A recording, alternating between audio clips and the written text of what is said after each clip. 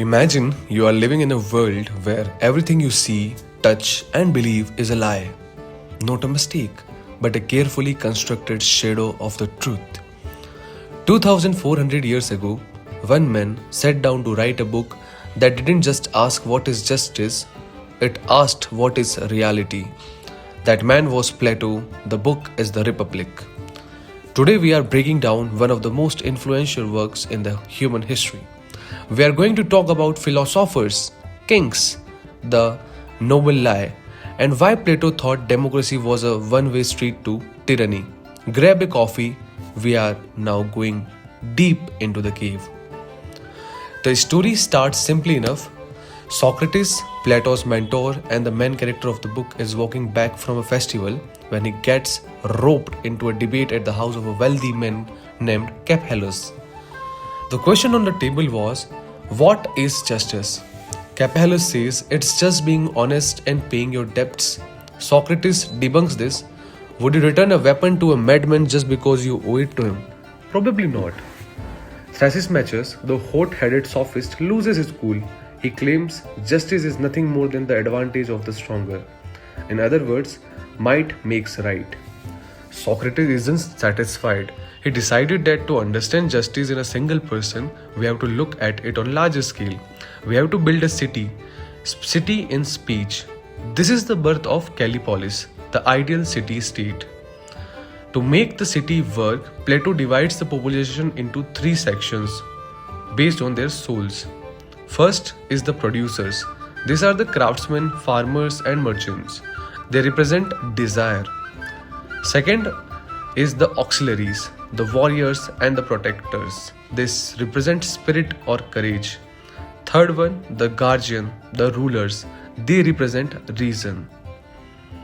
Plato introduces the noble lie, the myth of the metals. He suggests telling the citizens they were born from earth and their souls are mixed with guards, guardians, silver auxiliaries or bronze producer.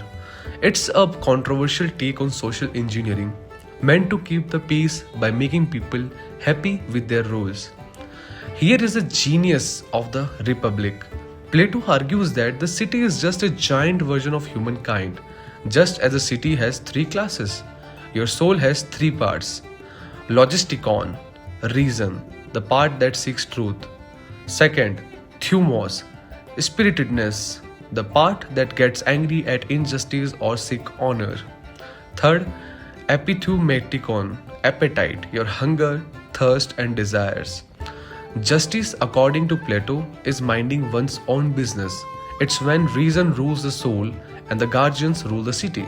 When your appetites take the will, that's when life and society falls apart.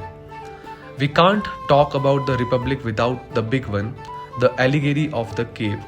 Plato asks us to imagine prisoners chained in a cave since birth. They see shadows on the wall and think about shadows are reality.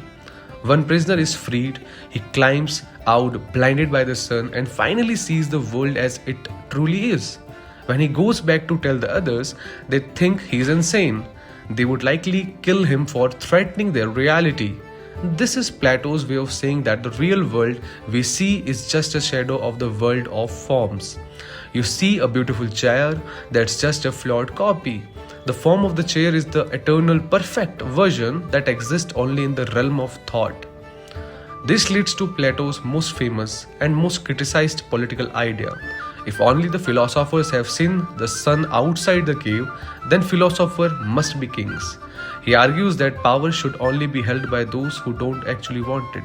These rulers would not have private property, they would not have traditional families, they would live entirely for the good of the state. It sounds like a utopia to some and totalitarian nightmare to others. Plato was a pessimist about politics. He believed that even the perfect city would eventually rot. He describes a terrifying cycle of political evolution. First, aristocracy, rules by the best, the Callipolis. Second is timocracy, ruled by the honorable, warriors, driven by pride. Third is oligarchy, ruled by the rich, driven by the greed. Fourth is democracy, ruled by the mob, Plato hated democracy because he felt it prioritized unnecessary desires over wisdom.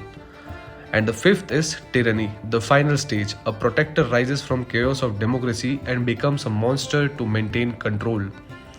So, why are we still reading this 2400 years later? Because the Republic forces us to look in the mirror. Are we the prisoners in the cave, distracted by the shadows on our phone screens? Is our society ruled by reason or by the loudest appetites in the room? Plato doesn't give us easy answers. He gives us a challenge to seek the truth even if the light hurts our eyes. If you enjoyed this deep dive, hit the like button and subscribe. Let me know in the comments, would you like in Plato's perfect city or does it sound like a dystopia to you? Until next time, stay curious.